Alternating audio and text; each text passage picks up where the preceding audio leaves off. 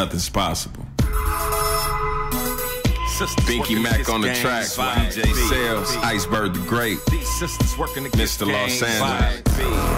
I'm here with the sisters that's working against gang violence. You got Miss Bubbles, Miss Spring, Lady Slick, Putt, and Mary the Therapist. And Miss Mary the Therapist, man, she got that card for you. She wants you to sit down and tell her about how you feel. She make sure you walk around feeling good about yourself. I mean, I need all the G's, YGs, OGs, double G's, triple OGs. Without y'all, we can't make it happen, man.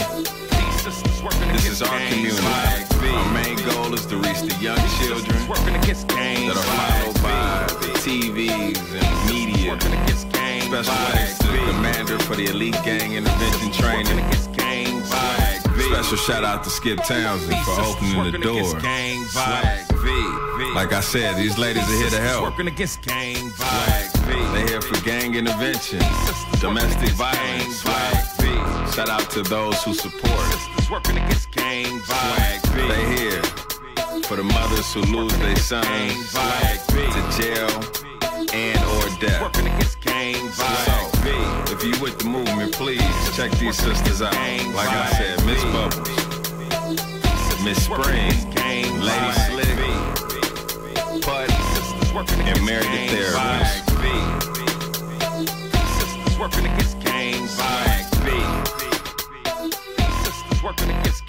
Swag V. Good afternoon and welcome to Swag Talk. First, I'd like to give an honor to God for waking us up this morning and giving us another day of life. And special thanks to our special guest this morning for Sister Lita Herron, who's paved the way for so many of us. She's an inspiration to us, my mentor, my good friend, and of course, Springden's good friend as well. Welcome. So I'd like to start off with a prayer as always. Heavenly Father, I thank you for allowing us another opportunity to reach the young adults. Father God, another chance to open up our hearts and our minds, trying to find a better way to help these kids change over. Today, our topic is going to be sharing dreams, trying to help young youth today with the dreams, trying to help them succeed their dreams. Father, I thank you for the dream that Dr. King had, Father God, and I ask that soon we'll have more men like King and Malcolm. And so I just thank you in advance for the prayers that I know are going to be answered and for the doors that I know are going to be opened. In Jesus' name I pray. Amen. Amen. Welcome. Welcome. Glad to have you with us this Black History Month. Thank you for asking me. Am I too loud? No, you're fine. Okay. You're perfect. All right, because I hear myself in my ears and it's really loud. So I want to be sure that I'm in order and everything's working okay. But thank you for asking me. You know, it's a very important subject. Right. So, Sister Herron, she's starting off our Black History Month. In fact, I must admit, because I don't like to tell stories, she actually reminded me that this was Black History Month. I know, I need a pat on the hand. Imagine that. So our topic today is going to be about the dreams that Martin Luther King had and the dreams that Malcolm had and all the dreams that our elderly from the past had, and how they accomplished those dreams only for our generation and the generation that will come if we don't stop it, how they have changed those dreams into nightmares. And destroy them. Right, and how they're slowly fading away. So I asked the callers or the viewers to call in and give us some of their ideas. And really, basically, I also wanted some of the kids to call in and tell us some of their dreams and how we could help them achieve those dreams if possible. Most definitely. So on the topic, Sister Heron, I wanted to know, because Sister Heron also has a radio show called Gang Talk. Yes. And she's been on for a while, and in fact that's how she started me, and that's how she started mentoring me. I went to her show and I just fell in love with the person she was at that time. So I want you to share with the listeners today. I'm glad to. Yeah, because you know what? The most important thing I want your listeners to understand, I didn't get here overnight. Right. It was a process that started with my youth, who my leadership was, the people that I respected, the people that taught me the importance of my color and my responsibility to it, because a lot of our young people don't understand how important their color is and how they respond to it, how that affects the Black nation. You see, so I have come from the good part that was really hard, you see, and I wanted understood. There is a big difference from my youth to what the youth is going through now. Exactly. I probably was the last generation that had that substantial teaching, solid foundation, that was a community as a whole, a community collective. We had mothers on all four corners as our fathers, and there were fathers around because in the Renaissance, after our freedom, the Black family wanted to become a Black family. They wanted to know what that felt like, to keep mother at the table, to keep auntie at the table, to keep all the children at the table. That's something as slaves, we never got to experience that. So after we were freed, we started trying to build a family, solid foundation, keep our children with us. So it was a serious effort in those days to do that. So that's who my mom and dad were. Right. They were the builders. We're going to show the world that we know what to do for ourselves, how to take care of our children, how to be real men and responsible mothers and women. Well, all that changed. All that changed. Actually, and for me personally, it changed in 1988. I agree. Okay, when one of my children, it started before then, but at that time what really brought me full circle was when one of my children's friends was killed at 13. So that happened in 1988, and it was horrific, it was tragic, and it was the beginning to see that things weren't quite right in our neighborhood to kill a child in broad daylight. I knew we had taken up arms against ourselves. And before I finish with the Black history part of it, because I'm not through with it, and really what I want our community and your listeners to understand, if you don't know our history, you don't know who you are. Right. And this is what's wrong with our children right now. It's easy for them to kill each other because they don't know who they are. They don't know the quality of their history, the things that we have overcome. And by God's grace and mercy, we're going to overcome this too. Right. See, because that's the spirit of the Black nation, is to be overcomers. Exactly. And our children don't understand that. They have a mission. They have an obligation, and that's as a Black individual to overcome the obstacles that are always and consistently put in front of us. Joblessness, hopelessness, undereducated, underemployed, if employed at all. And this generation has kind of accepted that as if that's what their future is supposed to be, when my history says, no, you're not. You're more than that. And that's what our history tried to show the world. Given equal access and opportunity, we can do the same thing. Right. Not only the same thing, a lot of times, one of my father's days, you had to do it 5 times better. You had to be better at your skill because it meant your expertise would save your job from your coworker that didn't know half as much as you did. You see, so they had to position themselves in a place of authority that way because they knew that work inside and out. Now our kids are not looking for skills, they're just looking for employment. And what's frustrating them is their unskilled labor. There's hundreds of thousands of people in the unskilled labor market. So their opportunities to get work are slim and none. Then when you take away the equal opportunity that California took from our community, they don't have the choice of equal opportunity. That's what's missing in Los Angeles. That's what's missing in California. And I'm speaking about the Black nation. Okay. Thank you, Sister Heron. Well, we would like to also welcome our other special guests. We have Robert here and we have Simon here. Welcome, you guys. Thank you. What Sister Heron was just talking about was the joblessness and hopelessness. And Simeon. I think that would kind of cut off into your organization and what you do. Would you like to tell the listeners a little bit about what you're doing?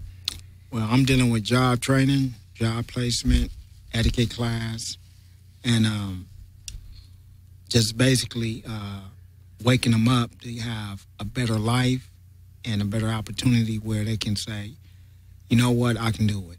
Right. That's what it's all about. Because, see, somebody gave me a chance. Right. Off the top, I gave a testimony, and after the testimony, they gave me $5,000 to open up my own business, which was gardening. So that gave me an incentive to go out there and make it happen. So when you talk about hope, it takes money. Right. I mean, bottom line. Wouldn't you say it takes the skill first? See, because if you didn't know what to do in the gardening, they wouldn't have given you that opportunity. Well, I didn't know nothing about gardening. Okay. I was going to hire some professional gardeners to do it, and I was going to be the overseer. Oh, okay. The overseer. Okay. That's an old dangerous word. Yeah, we both get paid. Yes, really. Well, you know what? We do kind of have to laugh to ease the tension because it's not easy being us. It's never been easy. And it's not easy for this generation. And so I applaud men like you that are standing up and saying, come this way, because that's really what we're trying to create is that brotherhood, that fellowship, bring it back to what it used to be when our men really looked out for each other, and in them looking out for each other, I was protected. I was protected. And that's the way it was. And getting back to the Black history, as the men used their skills and went out and worked and were the breadwinners, we had 4 mothers on each corner looking out for the neighborhood, looking out for those children going and coming home from school. And, you know, the joke is, if you did some on Mrs. Jackson's corner, Ms. Johnson on the far corner would know about it. And then both of them would call your parents. Right. And, you know, by the time you get home, you're getting the third whooping. And that's where that comes, that's where that line comes with. That's where that line comes with. It takes a village to raise a child. Yes. And it don't take just the mom and dad. It takes the mom, the dad, the neighbor, and everything else. So, yeah, you're absolutely... Robert, do you have any input? This is our other special guest, Robert. And Robert has a lot of... When it comes to our future as the Black nation, I look at it like this. I'm a military veteran. And one thing, the economic war. If you pay attention to the prices on food right now, what has it done? Risen. Skyrocket. Yeah. Okay, what has it done also the gas pump? All of a sudden, it just made a jump. They announced that last night. Right. What have the Republicans been trying to push? Raise the Obama pay out wage. of the White House. No, that's what they've been trying it's not to push. even all about that. They're trying to raise the pay wage because it's like this. They looking at the economic value. If I can get y'all to work for something more than what the peanuts I was giving y'all, maybe I can get y'all off my corners. But they forget they took the educational value from us. Yes. Because they do a lot of marketing against us with our own rap music. Yeah. And a lot of people don't even know because if they say Versace, Versace, Versace, everybody young trying to run out and go buy Versace. But then they don't listen to the whole rap that he says Versace is the new symbol for Illuminati, the Medusa head. But see, that's getting too in deep what has been taken from us, who we really are. They took God's word, manipulated it against us. They transformed the Bible so many times, where we're lost. And it's sad because we have to teach our kids to right now to be the next senator, the next doctor, the next judge, the next policeman, to make an effect on the economic value. Because other than that, you're not gonna beat the beast. So what you say, our topic today was how the men of the past had dreams, like Martin Luther King. And I say that the men today, not all of them, just my majority. You can say it. I'm a man.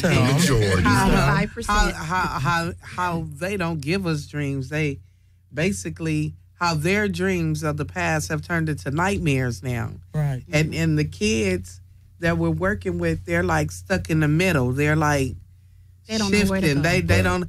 And I watch it. Well, today there are mothers, like single mothers, that I watch my cousin here, like with her kid. I don't have any kids. I'm just Mama Bubbles to everybody else's kids. So when I talk how Bubbles talks, and I don't have, but I know how I was raised, and I'm not saying my parents were perfect, but I know we were well educated, we were well mannered, but I know they cussed and fussed, and I know how to cuss and fuss real well. I do. That you don't. I got it down. We very believe good. you.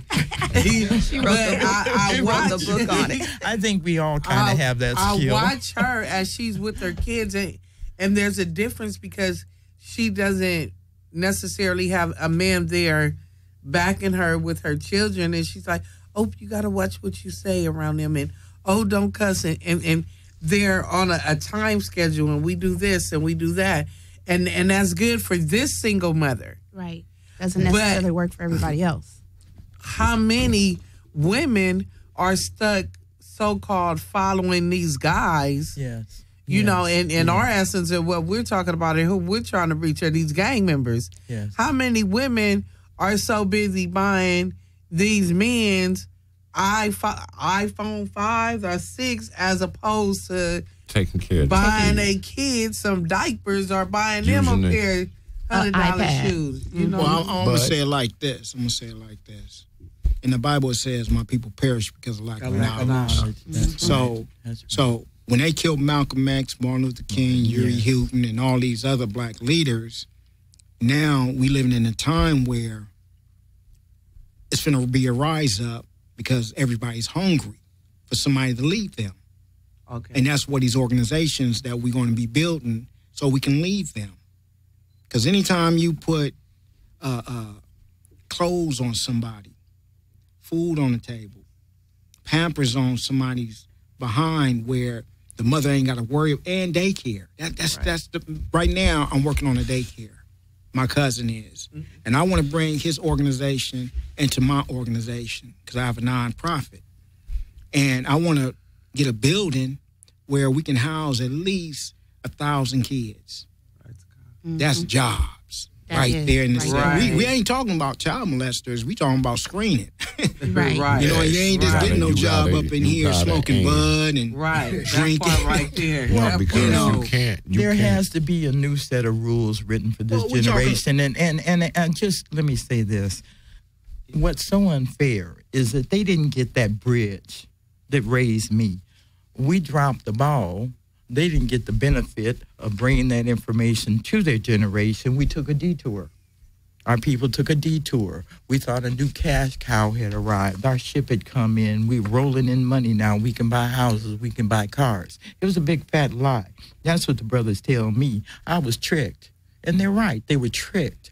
They were taken on a detour that took them away from the home, made them convicts, made them prisoners of the street, made them prisoners and captive to addictions. All kinds of nightmares happened between my generation and yours. And for us to be real and fix the kids coming behind us, we have to be truthful about that. And my generation dropped the ball. And truthful about it, my brother, since we own truthful, we have to have structure. Yeah, well, that's what was missing. That's what was missing. You ain't leading nobody. Well, see, that's what happened when we took the big detour behind the virus. Okay. The virus that overwhelmed, because that's what I have to call it. It's a virus that infected our nation and detoured our objectives. I'm going to say it like this. As me, as a kid growing up, I recognized I was a king. Okay? I recognized that I was a leader. I wasn't a follower. You see what I'm saying? Thank you. So I recognize that I didn't bow down to nothing or anyone. Anybody that got excuses why they can't help the next man, that's their fault. Well, I buried a lot of young men. I buried so many of them. The young man sitting next to me, Ashley, is a veteran. I can't convince the child of this generation to join the military. But you see, so there's some differences. But see, can I say something about that? When I joined the military, I was actually lost in the world because I didn't have no guidance. And then when I joined the military, I actually came to find out it was a gang of people like me, was running away from home. Yes. I wasn't getting away from the streets. I was getting away from my parents' BS. And yes, I say for my generation, the parents dropped the ball. The parents dropped the ball because they was caught up. I can say a lot of parents be caught up with what the next parent has instead of raising their kids. It's okay if I don't wear the Jordans or that. It's okay as long as I'm here for you, quality time and love. Right. And also, you got to look at today's society. How many women run the man away from the house? When you get a good man, all the games and everything stops. Treat a person how you want to be treated, because kids only watch and mimic what they see. How we talking? I have 3 boys and 1 godson. Call him my best friend, and I talk to them just like I'm talking to you, because they are men. They are my future. Right. And I let them know, do not follow in my path. I done did all the prison time, all of everything to change my life around, to show. And what makes it so bad, the father is there. Where's the mother? Somewhere in the streets. Well, let me say this. In Los Angeles, women outnumber black men 40-1. Okay, so we have a shortfall when it comes to representation for our mothers trying to raise our children by ourselves. And what's been the hardship is that the detour took our men from us and detoured them in another direction, that they were going to end up in the cemetery or prison, but they were going to one or the other. And that's what I was seeing when I opened with what I started back in 1988. Those were bad times for us. It really was. Really. But you got to understand, that was the system set up by what? The government. But we fell into it. The war on drugs. The war on drugs. And the United States was doing what? They was bringing all the drugs in at the time. They allowed the black community to have drug cartels right here in Los Angeles. And those 2 drug cartels became the Crips and the Bloods.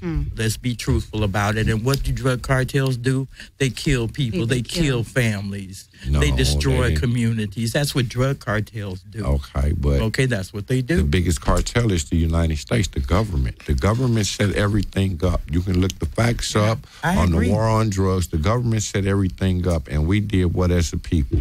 We took it and tried to manipulate it, and we failed. It was designed to destroy us. Yes, it was. It was dying just like now. You look at the new drugs that's in our neighborhoods. It's designed to destroy the black community. And like I say, each one teach one. It's like this. Somebody that knows Bubbles, see the change in her life. We're not saints. We don't walk that every day, but we try to make a difference in somebody else's life. And that's the thing, because everybody calls me Uncle D. I don't care where you're from, who you are. You got a problem, you can come talk to me, male or female. I'm going to give it to you straight, raw, uncut. Right. Because I wish I had somebody to pull me to the side when I was 16, 17, 18, and pull me to the side and motivate me and tell me the truth about life. Not, oh, baby, it's going to be okay. No, it's not going to be okay. Let me say it like this. And that's the difference. I'm going to say it like this, my brother. You know, I was brought up in a way where they say talk is cheap. Action. You know, action speaks louder than words. Don't be a complainer, be a problem solver. And that's where I'm at right now. You know what I'm saying? I can't talk about drugs, the system, and all that type of stuff. I want to talk about solutions. That's where we at right now. And see, what you went through, that's called wisdom. Don't take that away from yourself, my brother. That's called wisdom. Anything that we went through, it was for a reason. Because you're still alive. I believe in fate and choices.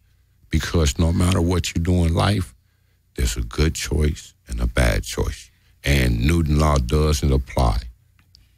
For every action, there is a reaction. So you're gonna accept your consequences. I'm a man. I done made a lot of bad choices. Wouldn't you agree that you're not the only one that made bad choices? I think that's a fair statement. Everyone at this table has made bad choices, and that's why we have. Me too. And that's why we have things like this, that we can sit here and we can have these. Yes. I won't even say debates; they're conversations. Open forum. You know, they're not. You know, they're not debates. They're open conversations. There's wisdom. Everybody at this table has something to bring to this table. Everybody. Right. You know, and it starts, and the fact that you were very honest and said that the ball dropped in your generation. Not too many people will say that in your generation, and I think a lot of our generation. We know that. Yeah, you do. We know that, but no one wants to admit to it, and no one wants to grab us and bring us under. Let me tell you why. Look, I failed here, but this is what I'm trying to do now. My generation is overloaded with the apathetic that don't care what happens. They don't care what happened. That's the difference, not what's happening now. They don't care that something flipped. They separated themselves and said, oh, it's them over there. It ain't me. And even in the beginning, I had people tell me, well, you know, I hear everything you're saying, sister, but it's not in my neighborhood. And it's like, well, what, you waiting for it to get there? See, because it's coming. Oh, yeah. It is coming. And I know ministers that have not been immune to this. I know church people that have not been immune to this. Teachers too. Police officers, not immune to this. See, so what we have done is looked at the bigger picture, accepted the fact that we lost our unification because of it, because in my history, we were unified. That's the only thing we had. We went to our own businesses because we had our own businesses because we could not go to Tommy. Right. Okay, and it became black folks don't spend money where they don't work. Right. That's one thing that has changed in the interim. They have sold our kids out for a label that tells them, well, you're nothing if you don't have this gear. You see, so in my generation, it's like, oh, heck no. It's more in the world than money, and it starts with your black soul. You need to take care of that first because the world's going to kick it around. Don't kid yourself. Don't ever forget your color. And that's the message that raised me. And that's the message that kept me in my nation, kept the thought of unification in my forehead. We have to be unified to succeed. If we want to save our children, we have to embrace them, let them know that they belong to us, that we welcome them, that, as the young man said, we're going to find a place for them. Right. We have to make the place for them, open those doors for them, and let them see us doing that. And our kids are sitting around waiting for somebody else. Excuse me, can I speak also on that? And I noticed it's a lot of homeless kids today. Oh, my Lord. Goodness. Yes. It's a lot of homeless kids that think it's just cool to flop around in the world. Go sleep in a tent, push a shopping cart. Hold on, we're black people. We're people of color. We have always had pride in what we do. Overcoming. And that's one thing that's not, I don't see in the young generation. And because they'll sell each other out, they'll cross each other over for the smallest of nothing. Right. Like I said, my brother, there's no structure. I got to stick on that. No one dropped the ball because history repeats itself. If you know your history, like you said, know who you are, all we doing is going through a revolving door. Now this generation right here is looking for men to step up to the plate. That's right. And hit that ball out of the park. But we don't want history to go too far back. No, don't get me wrong. We don't want that We're not saying. I'm not saying. You know what I'm saying? Because I'm not saying that. Hold on. I'm not saying that. All I'm saying. We were one time kings. Like I said. The fellowship. We're going to take a quick break, real quick, and we're going to regroup, and we're going to come right back, right on back. Yeah, I had to put that one out.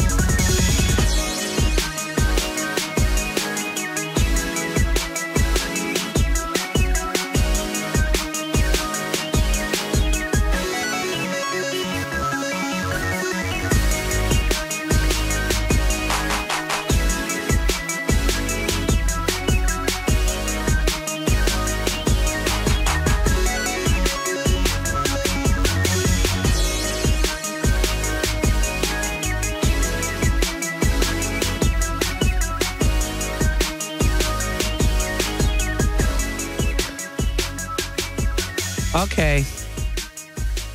Welcome back to Swag Talk. I think we've had a little moment to enjoy each other off the mic. And so we could go back to our dreams becoming nightmares. And bring them back to dreams. Yeah, right. Well, but dreams can become a reality. I believe the dream is coming back. It's coming back. I wanted, like, what Simeon was saying, how he's opening doors. I was trying to find a way to open a line of communication with a couple of kids to start off with, and that's what I didn't do. A couple of kids to start off with, and ask them what could we do to maybe make it possible for some of their dreams to come true, but pick some inner city youth, you know. And I thought that would be a pretty cool idea. Well, what you just said is that I've been thinking on that too. Okay. And I'm gonna break this down to you. See, the system ain't in our favor, right?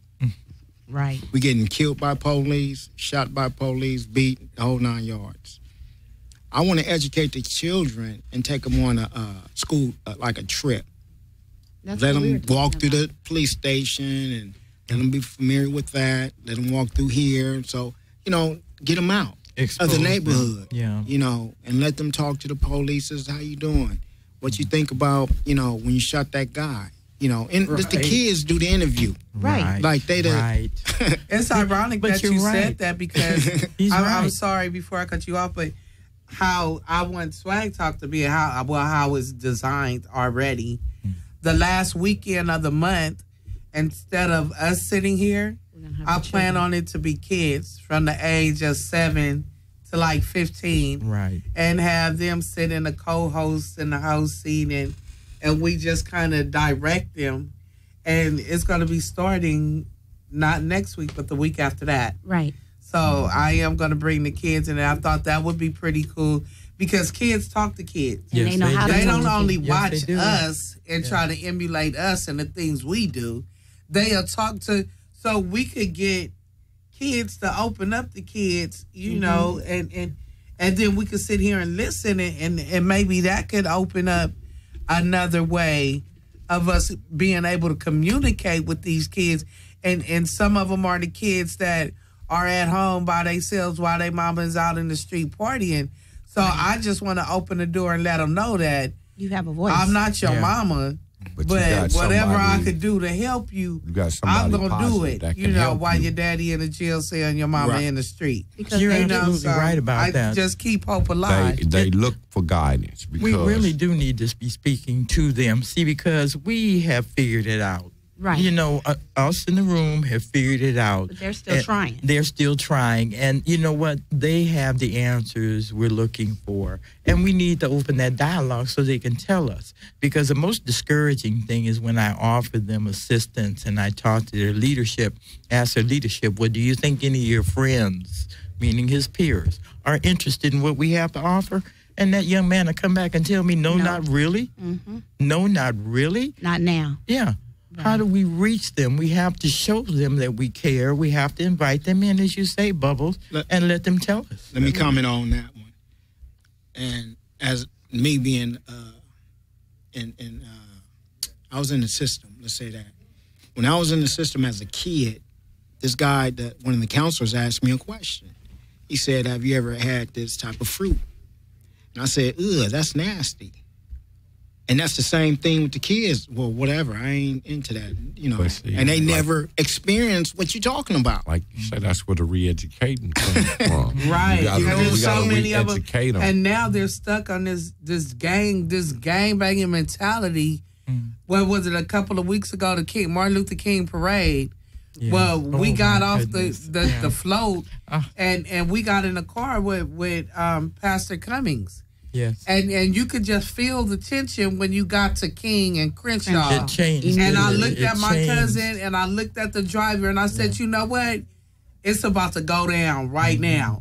Because I seen them. Me being a former gang member, I know what it's about to pop. And they followed this particular guy. Yeah. And I'm like, he need help. And my crippled self, I jumped out the van. And when I jumped out, she jumped out. Yes. But when I grabbed him, I'm like, you know, my name is Bubbles. I'm a gang interventionist. Come go with me. I'm trying to save this kid's life. But in the back of him, it's his homies. And he's trying to front like, I don't want to go with no gang interventionist. And I'm like, I could have cost myself my life. And then they're like, you shouldn't have told him you were a gang interventionist.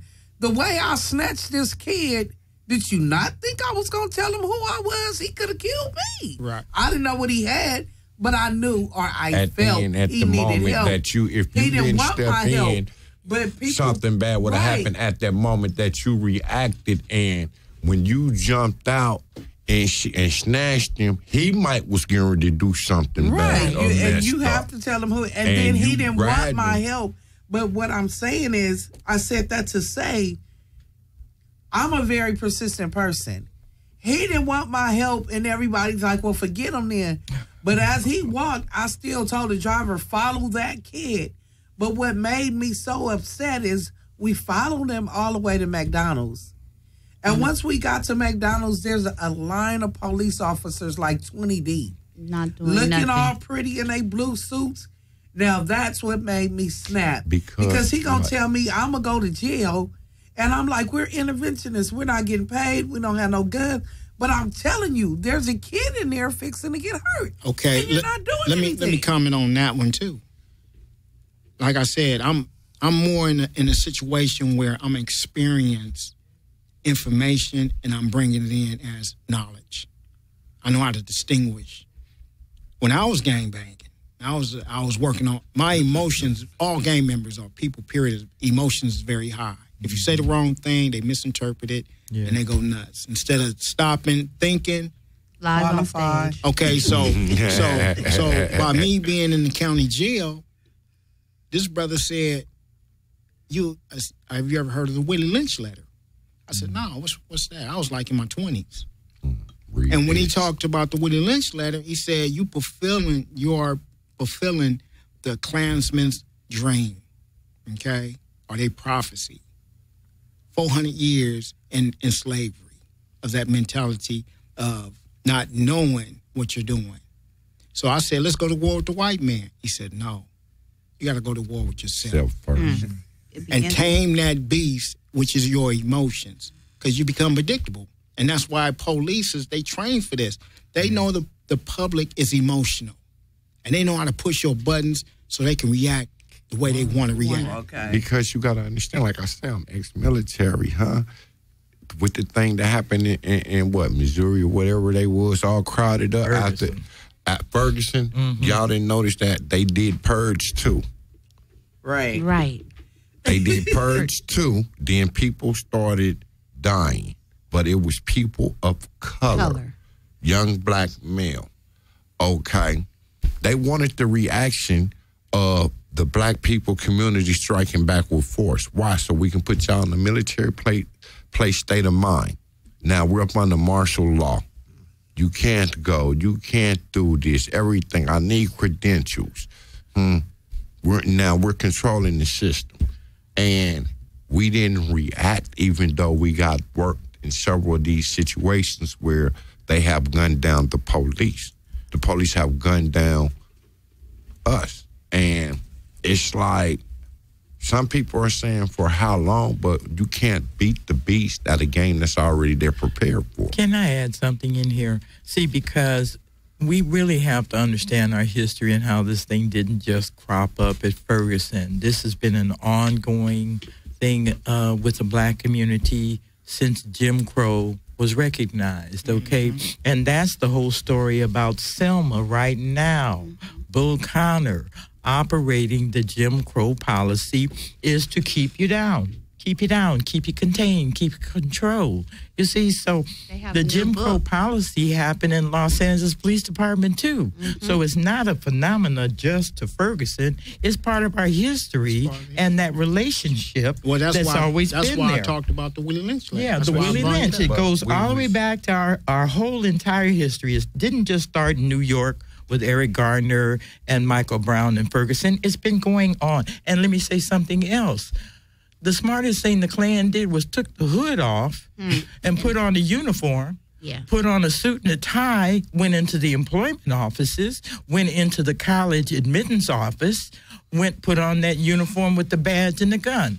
And they just let go of 2 active Klan members from the Florida Police Department just a few months ago. Okay, so California we really have one to of the be biggest states with the Klan. Yeah, we have to see. It's their count. When you say the Willie Lynch, That was to divide us. That's right. That was to divide us It deliberately. divided us. Yes. If you look at it, it divided the families. Yeah, It separated the families. Yeah.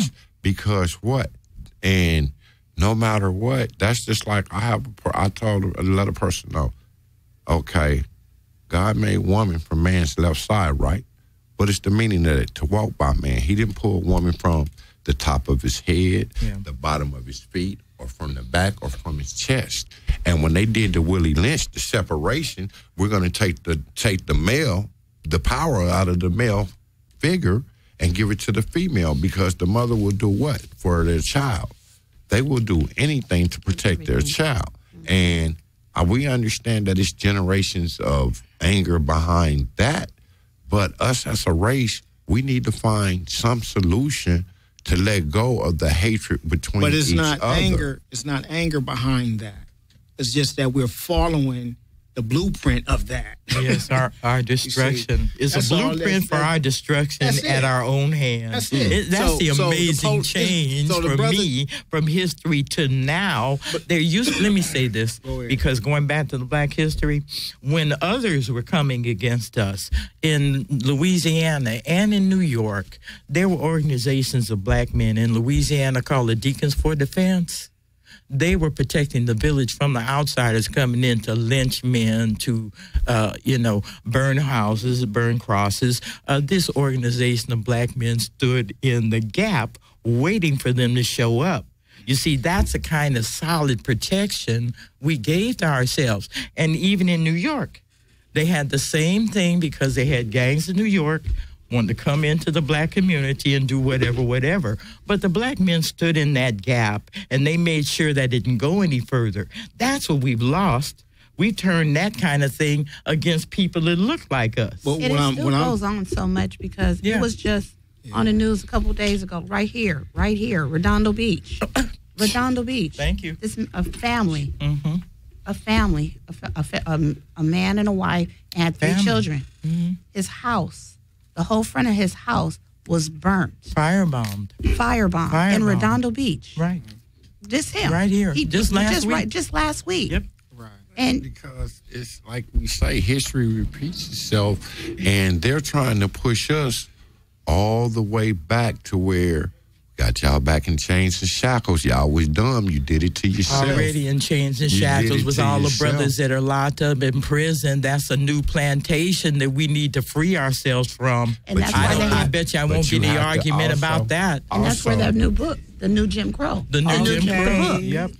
Okay. We have 2 little special guests that we're going to close out with real quick. Some swag children. Bobby, if you could put your earphones on them and turn the mic their way. Is there a camera that maybe could go on the camera? They can come over here. Bubbles. Okay. Yeah, right. One can come over here. Come on, Daniel. You come over here. Hurry up. We only got 2 minutes. Come on. Johnny, come on. Let's go. Go over there. Somebody. Bless their hearts. They're just so excited. Go sit over there by Robert. Here. Come on, Johnny. Come on. Get a mic. Get a mic, son. Yeah.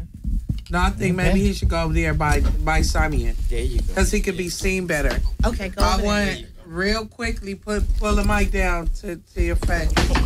Nope. Okay, we're going to go with Simeon's mic first. This is Johnny. Tell him your name, Johnny. Hurry up. Tell him your name. My name is Johnny. And how old are you, Johnny? My age is 7. Johnny, what is one dream you want fulfilled? What would you like? One dream. What would you like to do? What would you like to accomplish in your life? Real quick. One dream. Like? A dream. Conductor, come on. Say something. You ready? What do you like? Okay, we'll come back to you. Okay, cars. All right. You like cars? This one's ready. Okay. Oh, yeah, that one's ready. Okay, Daniel. Oh, tell him your name. I already told him. Tell him your name. Daniel Thompson. And how old are you? 8 years old. What is one dream you would like to fulfill before you're 15? How can we help you accomplish one of your dreams? What would one of your dreams be? But you have to be good to accomplish any dream, right? You know that, right? Yes. Okay, what is one dream? Cars 2.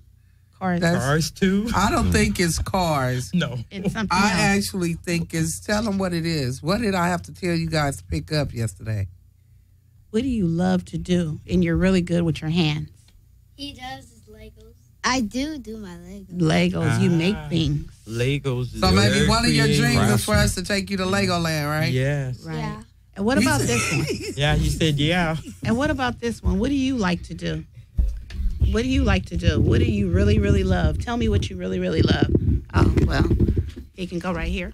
Come on. Come on. You got to hurry up. We only got 1 minute. Tell me what you like to do. You love it. You dream about it. Mommy, can we take you there? What do you like to do? Tell me. It has something with, don't get shy now. That's all we talk about. Toot. Can I make a piston? Trains. He's Trains. always He's messing with trains. Always. Always. This is my future conductor here. This one is really good with his hands. So, You know, the truth is there are a lot more opportunities out here for this generation than there were when I was a child, and we really want to expose the generations to Right. all the opportunities. And also They don't have to be put the in a box. motivation. They do not. Right. Right. Motivation is key. A lot of kids, also I noticed, like myself, talented in sports, talented, but I didn't have no support. right. And that hurts at that age. You don't have no motivator. Your parents don't care. They're stuck on what they're doing. They don't care. So what? You start doing what? Missing class, start not even going to school. And I'm very involved with mine. Monday through Friday, they're involved. My house looks like, well, it looks good now because Bubbles, but because I'm going to school, I'm running behind them. They're doing activities. I'm never that busy that they can't do activities. I'm taking them to doctor's appointments. They're in, they sing, they play drums, they have a sister. Their schedule is my schedule, You know Right. what the blessing is? Their generation are going to be the builders. They are See, our because leaders. your generation is making sure the men here that are Right. here with us tonight So we are gotta making get sure prepared that now. they Just get a follow them. chance. And that's what we need to be doing. Right, Preparing right. Locking the arms future. and Well, reuniting. bottom line, to cut the story short, with me, I'm going to be your big brother. That's Hey. right. I'm going to be y'all mentor. And we welcome them, right? Yeah. Yes. Okay, so that's the end of Swag Talk today. And we thank Bobby Buck, our photographer and my mentor and our friend. And show him your face, Bobby. I've seen it already. And we wanna- Okay, so we want to thank our special guests, starting on this end, Sister Lita Heron, Thank you for asking. Robert, and Simeon. Simeon. Thank you so much for taking time on you guys' schedule. And we'll be right back next week, same time. Bye-bye. Thank you. Bye. God first. Peace and Without him, nothing's possible. Binky Mac on the track, DJ Sales, Iceberg the Great, Mr. Los Angeles.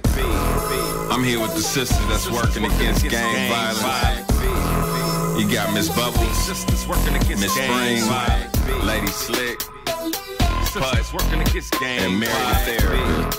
And Miss Meredith Therapist, man, she got that card for you. She wants you to sit down and tell her about how you feel. She make sure you walk around feeling good about yourself.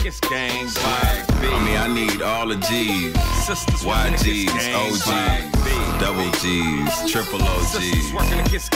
Without y'all, we can't make it happen, man. This is our community. Our main goal is to reach the young children that are followed by the TVs and media. Special thanks to the commander for the elite gang intervention training. Special shout out to Skip Townsend for opening the door. Swag V. Like I said, these ladies are here to help. They're here for gang intervention, domestic violence. Swag V. Shout out to those who support. Swag V. They here for the mothers who lose their sons to jail and or death. So, if you with the movement, please check these sisters out. Like I said, Miss Bubbles, Miss Spring, Lady Slick, Put, and Meredith Therapist.